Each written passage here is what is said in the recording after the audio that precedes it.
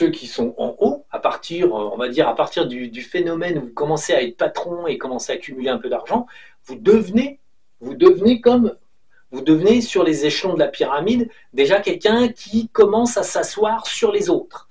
Donc, ça commence déjà à dégrader véritablement la qualité des gens. Alors, sur la première marche, on peut encore trouver des gens de qualité, hein, qui essayent de faire des choses comme il faut. Sur celle d'en haut, on cherche plus, c'est pas la peine.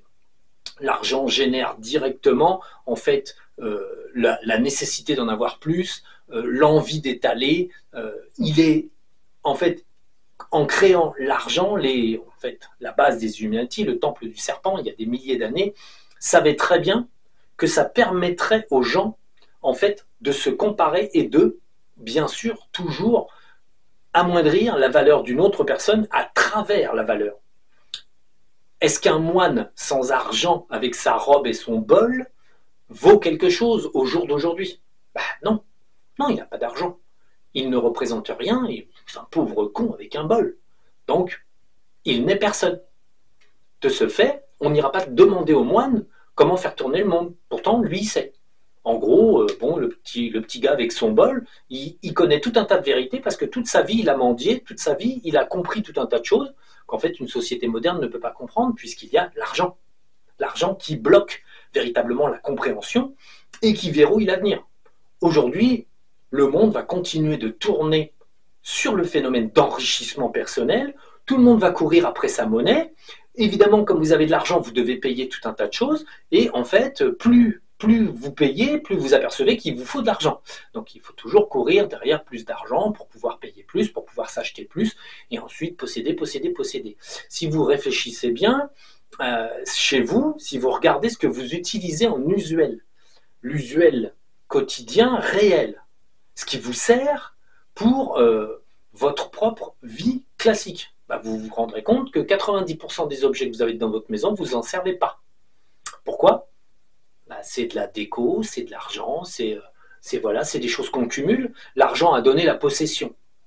Il y a des gens qui possèdent jusqu'au point où ils collectionnent. Donc après, quelle est la limite entre collectionner et entasser? Il n'y a pas loin. Il y a des gens, ils collectionnent des choses qui ont de la valeur. La valeur admise d'une chose, c'est la valeur qu'on lui donne.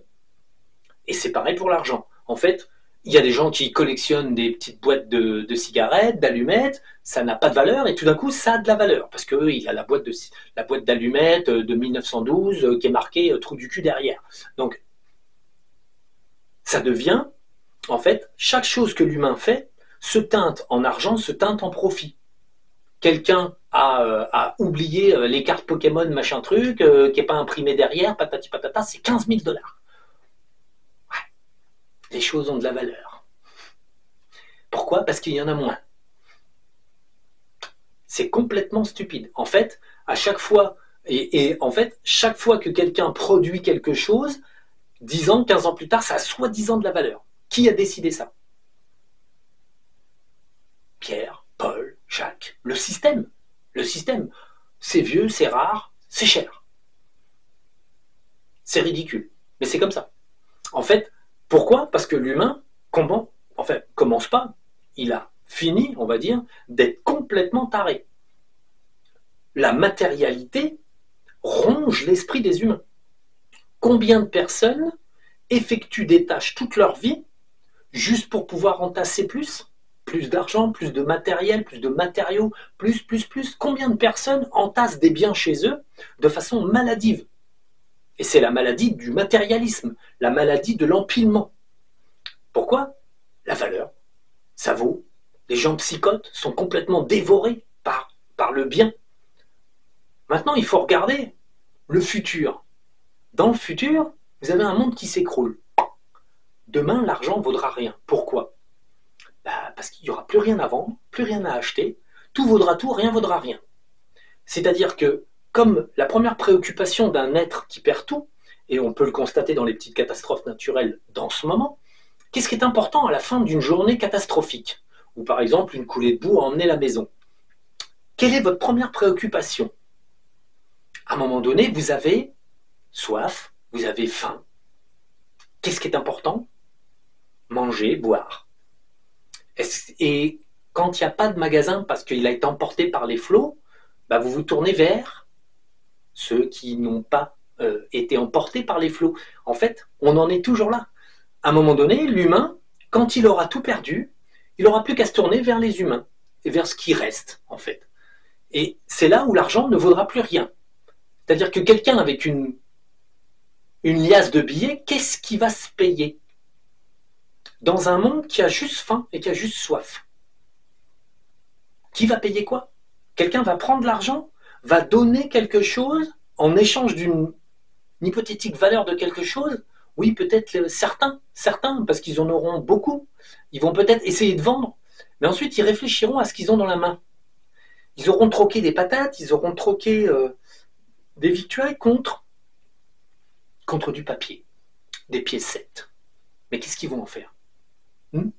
Ça va être amusant, ça. Parce qu'en fait, aujourd'hui, les gens les plus riches, bon, survivront pas, mais en tout cas, s'ils survivaient les gens les plus riches, ils seraient assis sur un tas de rien, un tas de trucs qui ne se mangent pas, un tas de trucs qui ne se, ben voilà, qui sert à rien. Parce que la valeur des humains sera remise à zéro. Quand vous avez des catastrophes en Turquie, là il y a encore eu un tremblement de terre, il y a encore eu des machins, des trucs, ça va pas s'arrêter, les tremblements de terre, les trucs comme ça s'arrêtera pas. Qu'est-ce qui vaudra quelque chose? L'entraide, le petit coup de main. Qui c'est qui aidera les pauvres? Bah, les pauvres. Parce qu'en fait, les riches, qu'est-ce qu'ils feront? Bah, ils se désengageront de ces problèmes qui leur coûteraient de l'argent. Les États se désengageront des catastrophes naturelles. Dans le futur, très proche, vous verrez que plus les catastrophes vont arriver, plus les États vont reculer. Plus l'aide va ne plus être acheminée. Pourquoi?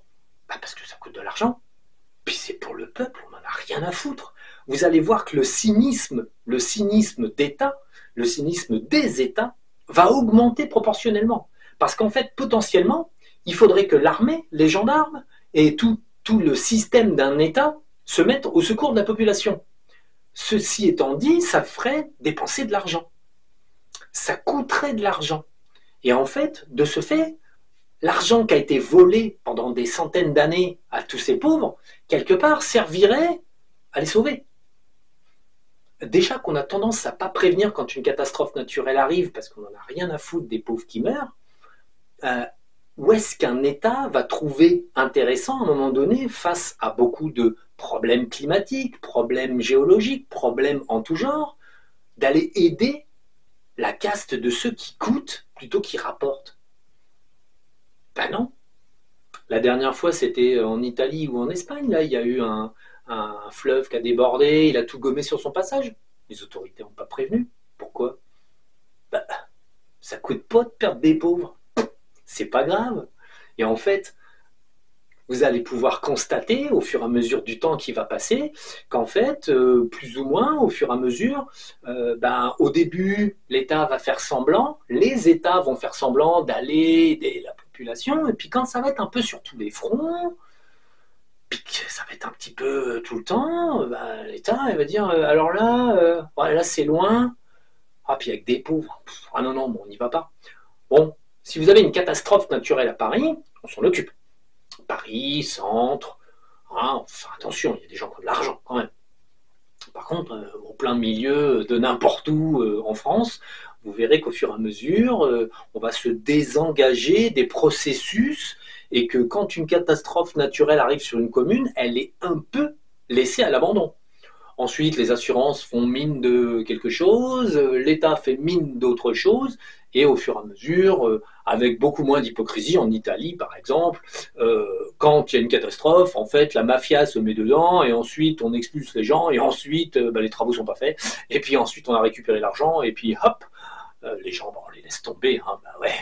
En fait, vous allez pouvoir observer prochainement, de façon récurrente, qu'en fait les États partout dans le monde vont laisser tomber leur population parce qu'en fait ça coûte trop, c'est beaucoup trop cher.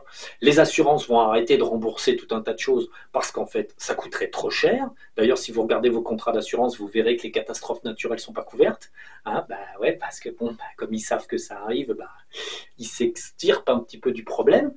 Et par contre, on va sortir des règles, des lois, et on va continuer de légiférer pour enfermer le peuple dans des règles financières, des règles contraignantes. On va continuer d'étrangler d'un côté le peuple, et de l'autre côté, quand il arrivera des choses dans des coins trop paumés, il n'y aura pas un coup de main. Il n'y aura plus rien. Les gens seront face à eux-mêmes.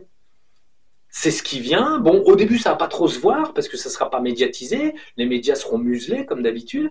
Et au fur et à mesure, ça se verra parce que vous serez pris dedans.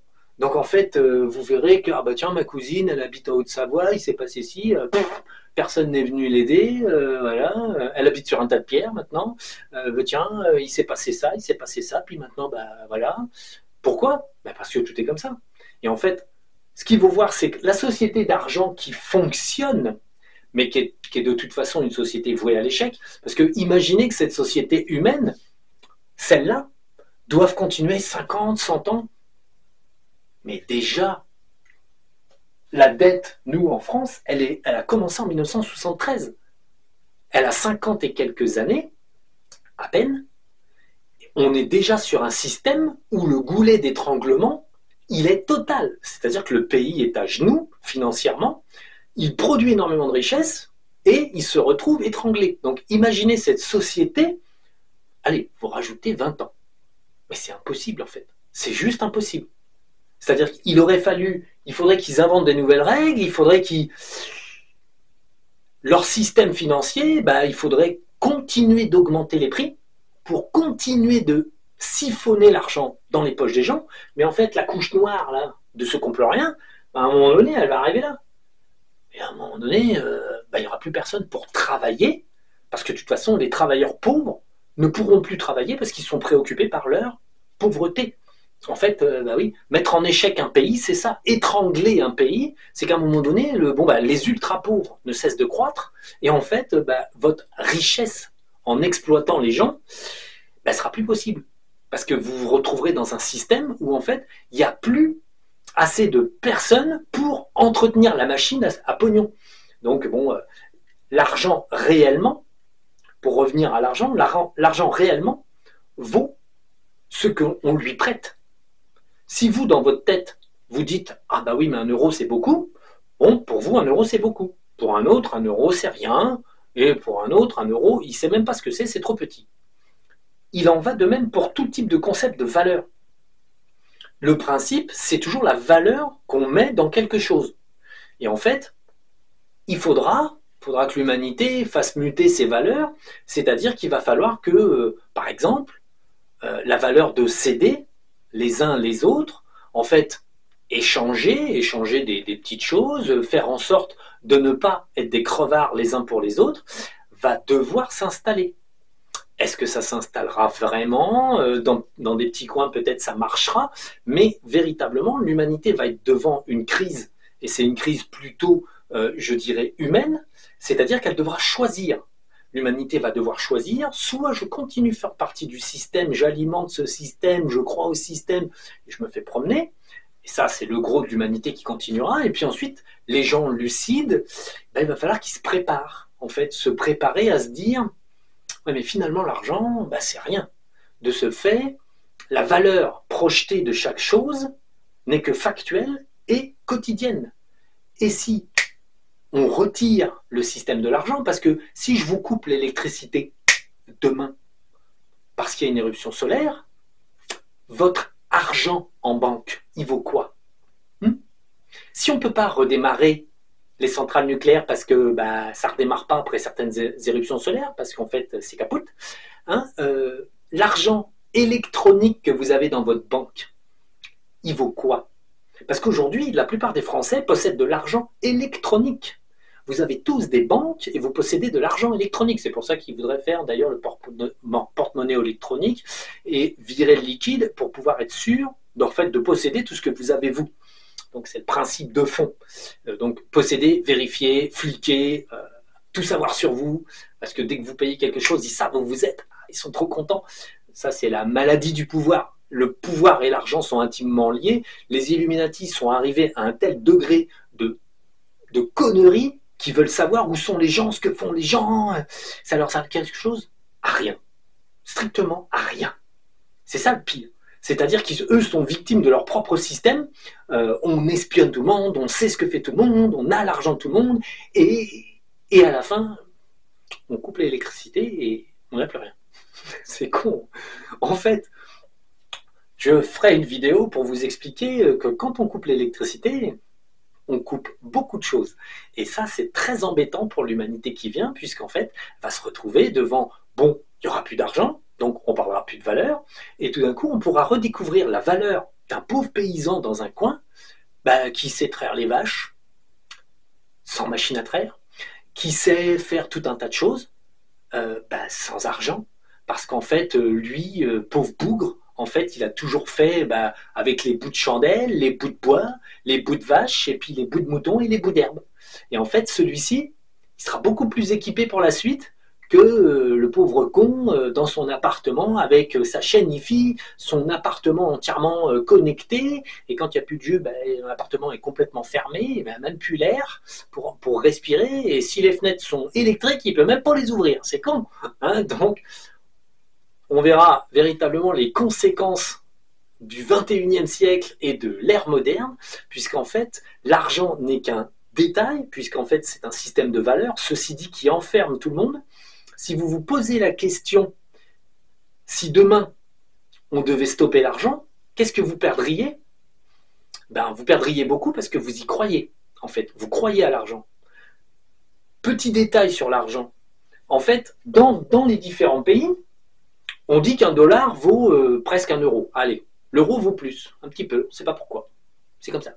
Ensuite, on a dit que le yuan, il y a déjà quelques années, valait pas grand-chose. Il fallait 800 yuan à un moment donné pour faire un euro. Et le pesos, encore pire, il fallait 7000 pesos pour faire un dollar. Comment arrive-t-on à déterminer que dans une partie du monde, juste à côté d'une autre partie, par exemple, les États-Unis et le Mexique, au Mexique, il faut 7000 pesos pour faire un dollar. Qui a déterminé ça? En fait, toujours les mêmes. En fait, Standard & Poor's, machin, truc, on a déterminé profondément qu'à un moment donné, une personne pouvait déterminer l'argent, qu'est-ce qu'il valait, où, quoi, comment. Alors que si on fait 1 kilo de farine aux États-Unis, 1 kilo de farine au Mexique, on a toujours de la terre, un grain, on fait pousser, et c'est toujours le même travail pour faire 1 kilo. Néanmoins, dans un pays, vous avez, avec 5 pesos, vous payez 1 kilo de farine au prix du marché du pays, et en Amérique, vous payez pour 5 dollars le kilo de farine. Mais ça permet d'acheter au Mexique, bien sûr, la farine à 5 pesos, et ensuite de la revendre 5 dollars. C'est à ça que sert, en fait, le système injuste des monnaies qui valent plus ou moins. Et c'est complètement arbitraire. Là, on parle directement d'un concept arbitraire. Moi, ce que j'ai, ça vaut plus. Toi, ce que tu as, ça vaut moins. Parce que moi, ça m'arrange. C'est comme ça qu'on fait les États-Unis partout. Le monde entier tourne sur les Illuminati et les États-Unis, parce qu'en fait, ils ont dit non, mais toi, ta monnaie, elle vaut moins. Pourquoi? Parce que tu es russe, parce que tu es chinois, parce que tu es laotien, parce que tu es mexicain. Donc, moi, mon dollar, il vaut plus, et puis toi, ton argent, il vaut moins. Pourquoi? Parce que j'ai envie. C'est tout. En fait, il n'y a aucune explication financière que celle de je veux, je crois, et je dis, et c'est moi qui commande. Donc, c'est pour ça qu'aujourd'hui, vous avez encore des différences, alors que je ne vois pas comment le kilo de pommes de terre pourrait valoir plus, moins dans un autre pays, puisqu'il parle. Il pousse toujours dans la terre, mais il toujours fait à peu près pareil, du moment qu'on compare les méthodes, soit industrielles ou soit manuelles, quoi qu'il arrive, le kilo de pommes de terre est toujours fait pareil. Dans la terre, il faut de l'eau, il faut de la pomme de terre, voilà, et bizarrement, vous allez l'avoir en yuan, pesos, machin, Amérique, euro, et ça vaudra jamais la même valeur. Par contre, ça vaut le coup d'aller en chercher, par exemple, en Ukraine ou n'importe quel pays où ça coûte pas trop, parce que quand vous le revendez en France, évidemment, la marge, elle est, mais en fait, incroyable. Et c'est à ça que ça sert. L'économie mondiale ne sert qu'à créer des injustices pour pouvoir exploiter en fait les gens et les méthodes en fait de vie, ce qui permet en fait au petit peuple là, en fait, d'être pressé comme un citron, gaiement, dans n'importe quel pays, avec n'importe quel prix accroché. Le prix étant fantasmé. Il est fantasmé. Il faut bien comprendre que l'argent disparaîtra. Donc le fantasme de je suis riche ou je suis pauvre, je ne vaux rien ou je vaux tout, disparaîtra. L'homme le plus riche du monde, que vous ne connaissez pas, puisqu'en fait c'est un embagué et c'est un pauvre con, lui, il n'aura plus rien. Parce qu'en fait, toute sa richesse ne le fera pas manger. Bon, il survivra pas non plus, mais c'est pas grave, faut pas le dire. En tout cas, ne lui dites pas. Donc, bon, et l'homme le plus pauvre, celui qui ne possédait rien, possédera son expérience. Et ça n'a pas de valeur. Donc, allez, on va couper parce que je crois que ma batterie va être naze. Donc, on va faire une pause. Et je vais vous faire une petite vidéo sur « Et si on coupait l'électricité ?»